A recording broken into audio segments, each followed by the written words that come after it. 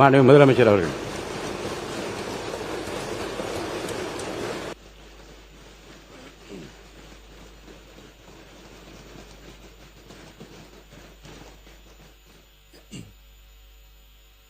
மாண்புமிகு பேரவைத் தலைவர் அவர்களே, நமது அரசால் பெண்கள் பயன்பெறும் வகையில் அவர்களின் முன்னேற்றத்திற்காகவும் பாதுகாப்பிற்காகவும் பல்வேறு திட்டங்கள் தீட்டப்பட்டு இதுவரை சிங்கப்பெண் சிறப்பு அதிரடிப்படை திட்டம், தாய்மாமன் தங்கமோதிர திட்டம், வெற்றி மகளிர் ஆடுகள் வளர்ப்பு திட்டம், அண்ணனின் சீர்திட்டம் போன்ற திட்டங்கள் அறிவிக்கப்பட்டு அதற்கான நிதி ஒதுக்கீடும் செய்யப்பட்டு நடைமுறைப்படுத்த நடவடிக்கைகள் மேற்கொள்ளப்பட்டு வருகிறது. மேலும் நமது அரசு மக்களின் வாழ்வாதார முன்னேற்றத்தினை முதன்மை நோக்கமாக கொண்டு வெற்றி தொலைநோக்கு திட்ட ஆவணத்தினை, வெற்றி விஷன் டாக்குமெண்ட் வெளியிட்டுள்ளது. அந்த திட்ட ஆவணத்தின் அடிப்படையில் இலக்கு நிர்ணயம் செய்து பல்வேறு திட்டங்கள் அடுத்து வருகின்ற 1ஆம், 3ஆம் மற்றும் 5ஆம் ஆண்டிற்குள் நிறைவேற்றத்தக்க திட்டங்களாக வகைப்படுத்தப்பட்டுள்ளது. சிறப்பினமாக பெண்கள் பயன்பெறும் வகையில் பல்வேறு திட்டங்களுக்கு செயல் வடிவம் கொடுத்து இவ்வரசு நிறைவேற்றும். கடந்த 4 மாதங்களாக வளைகுடா பகுதியில் நிலவி வரும் போர் சூழல் காரணமாக எரிவாயு சிலிண்டர் கிடைப்பதில் தட்டுப்பாடு நிலவி வருகின்றது. இதனால் மாற்று எரிபொருளை பயன்படுத்தி வருவதாலும் எரிவாயு சிலிண்டர் விலை உயர்வினாலும் பொதுமக்கள் தங்களது வருவாயிலிருந்து கூடுதலான தொகையினை செலவிட்டு இன்னலுக்கு ஆளாகி வருகின்றனர்.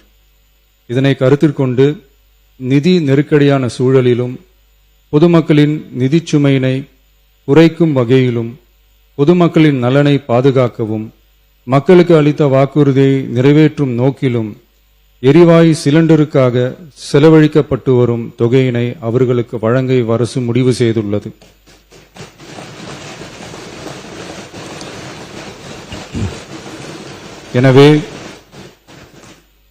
எனவே குடும்பத் தலைவிகள் பயன்பெறும் வகையில் முதல் கட்டமாக அன்னபூர்ணி சூப்பர் 6 திட்டத்தில் ஆண்டிற்கு 3 விலையில்லா எரிவாயு சிலிண்டர்கள் வழங்கப்படும்.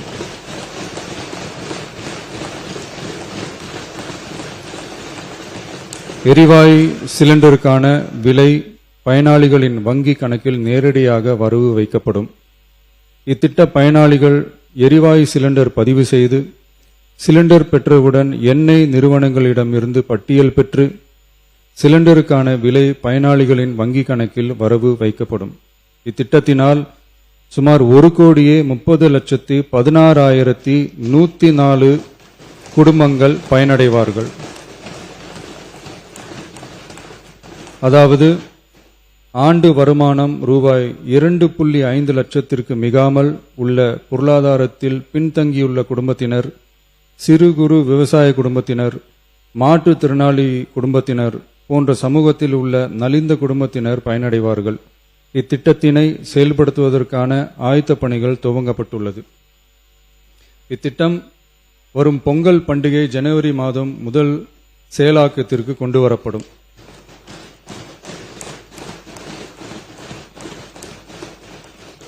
இத்திட்டத்திற்காக ஆண்டுதோறும் தோராயமாக 4000 கோடி ரூபாய் ஒதுக்கீடு செய்யப்படும் என்பதை மாண்புமிகு பேரவைத் தலைவர் வாயிலாக இந்த அவைக்கு தெரிவித்துக் கொள்ள விரும்புகிறேன்.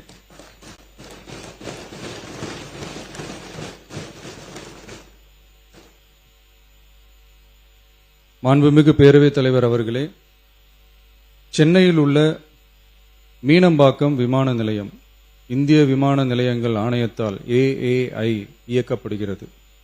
தற்போது இந்த விமான நிலையம் ஆண்டுக்கு 30 மில்லியன் பயணிகளை கையாளும் திறன் கொண்டதாக உள்ளது. வளர்ந்து வரும் சென்னை மாநகரத்தின் தேவைகளை கருத்தில் கொண்டும் பயணிகளின் வசதிகளை கருத்தில் கொண்டும் தொழில் வளர்ச்சியினை கருத்தில் கொண்டும் சரக்கு போக்குவரத்தை அதிகரிக்கும் வகையிலும் புதிய விமான நிலையம் அமைப்பதற்கான தேவை ஏற்பட்டு உள்ளது. புதிய விமான நிலையம் அமைப்பதற்கு தேர்வு செய்யப்படும் இடம் பெரிய அளவில் விவசாயிகளை பாதிக்காத வகையிலும் அதிக அளவில் குடியிருப்புகளை அகற்றாத வகையிலும் அமைய வேண்டும். ஆனால் முந்தைய அரசு விவசாயிகளை பெரிய அளவில் பாதிக்கும் வகையிலும் குடியிருப்புகளை அதிக அளவில் அகற்றும் வகையிலும் விமான நிலையத்தை அமைப்பதற்கான முயற்சிகளை மேற்கொண்டது. ஏகனாபுரம் மற்றும் இதர கிராம மக்கள் இந்த விமான நிலையம் அமைப்பதை எதிர்த்து நடத்திய போராட்டங்களை அறிந்து நான் 20/1/2025 அன்று அப்பகுதிக்கு சென்று அங்குள்ள மக்களின் குறைகளை கேட்டறிந்து பின்வரும் அறிவிப்புகளை வெளியிட்டேன். சென்னை பரந்தூர் மற்றும் அதனை சுற்றியுள்ள 12 கிராமங்களில் அமைய இருக்கும் விமான நிலையத்தை எதிர்த்து போராடும் மக்களுடன் நான் உறுதியாக நிற்கிறேன்.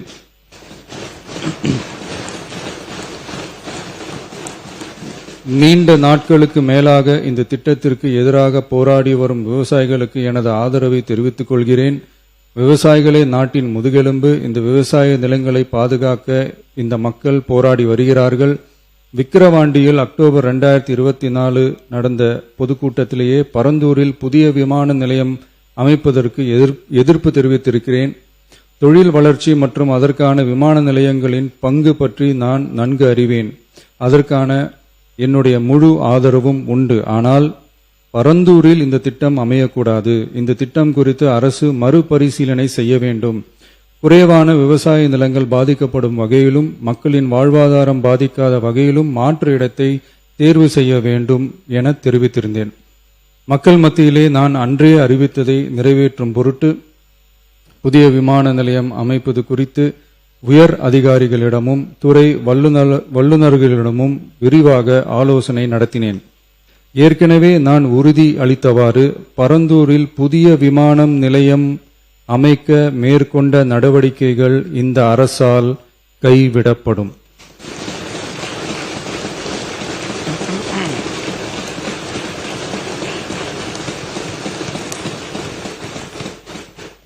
துறை சார்ந்த வல்லுநர்கள் மற்றும் கல்வியாளர்கள் ஆகியோர்களிடம் கலந்தாலோசித்து விவசாய நிலங்கள் மற்றும் குடியிருப்புகளுக்கு பெரிய அளவில் பாதிப்பு ஏற்படாதவாறு புதிய விமான நிலையம் அமைப்பதற்கான பொருத்தமான சில மாற்று இடங்கள் தேர்வு செய்யப்பட்டுள்ளன. அவ்விடங்களில் தொழில்நுட்ப ரீதியான சாத்தியக்கூறுகளை சம்பந்தப்பட்ட துறைகள் மூலம் விரிவான ஆய்வு மேற்கொண்டு புதிய விமான நிலையத்திற்கான இடம் விரைவில் இறுதி செய்யப்படும். இதற்கிடையில் சென்னை மீனம்பாக்கம் விமான நிலையத்தை மேலும் விரிவாக்கம் செய்து அதன் வடமேற்கு பகுதியில் ஆண்டுக்கு கூடுதலாக 20 மில்லியன் பயணிகளை கையாளக்கூடிய டெர்மினல் 5 என்ற புதிய பயணிகள் முனையம் அமைக்க ஏர்போர்ட்ஸ் அத்தாரிட்டி ஆஃப் இந்தியாவுடன் இணைந்து அணுகுசாலை மற்றும் மேம்பாலம் அமைப்பதற்கான நடவடிக்கைகள் மேற்கொள்ளப்படும். சென்னை மீனம்பாக்கம் விமான நிலையத்தில் தற்போது நடைபெற்று வரும் டெர்மினல் 3 பயணிகள் முனையம் கட்டுமான பணிகள் முடிவுற்ற பின் ஆண்டுக்கு 35 மில்லியன் பயணிகளை கையாளக்கூடியதாக இருக்கும். மேலும் புதிய டெர்மினல் 5 பயணிகள் முனையம் செயலாக்கத்திற்கு பிறகு ஆண்டுக்கு மொத்தம் 55 மில்லியன் பயணிகளை கையாளக்கூடியதாக இவ்விமான நிலையம் இருக்கும். இதன் மூலம் சென்னை விமான நிலையத்தின் சேவைகள் மேம்படுத்தப்படுவதோடு பயணிகளின் போக்குவரத்து தேவை புதிய விமான நிலையம் அமைக்கப்படும் வரை பூர்த்தி செய்யப்படும்.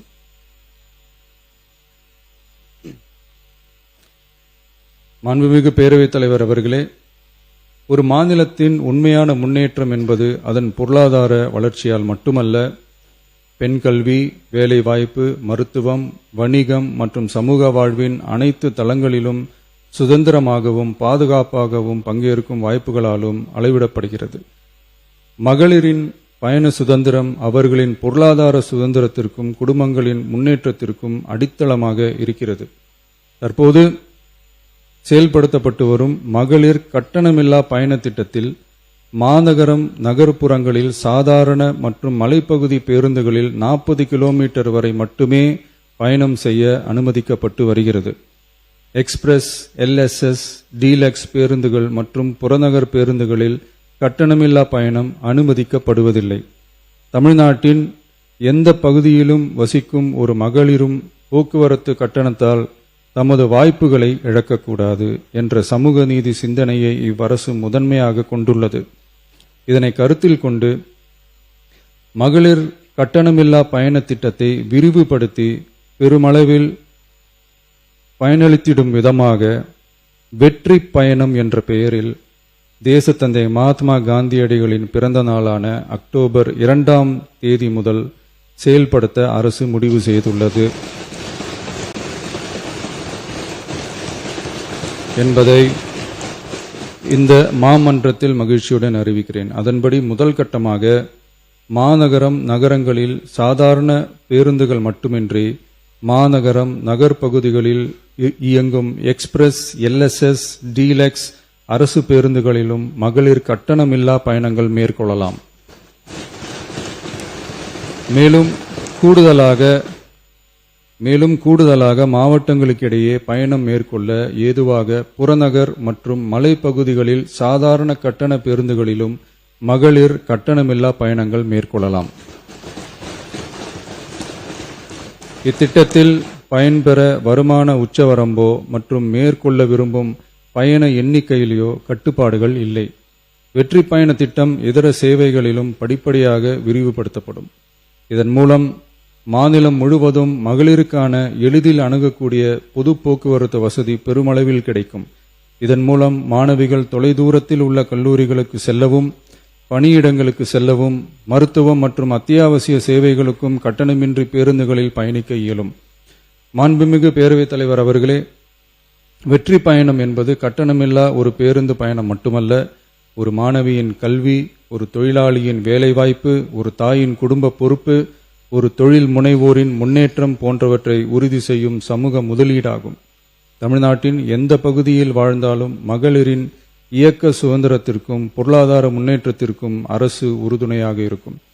இத்திட்டத்தின் கீழ் திருநரும் டிரான்ஸ்ஜெண்டர் கட்டணமில்லா பயணங்கள் மேற்கொள்ளலாம். வெற்றி பயணம்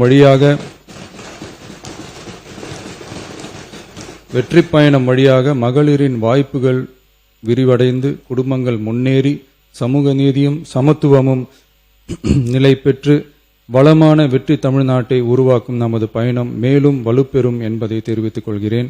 இத்திட்டத்தை செயல்படுத்துவதன் மூலம் ஆண்டுதோறும் தோராயமாக 6000 கோடி ரூபாய் செலவினம் ஏற்படும். நன்றி, வணக்கம்.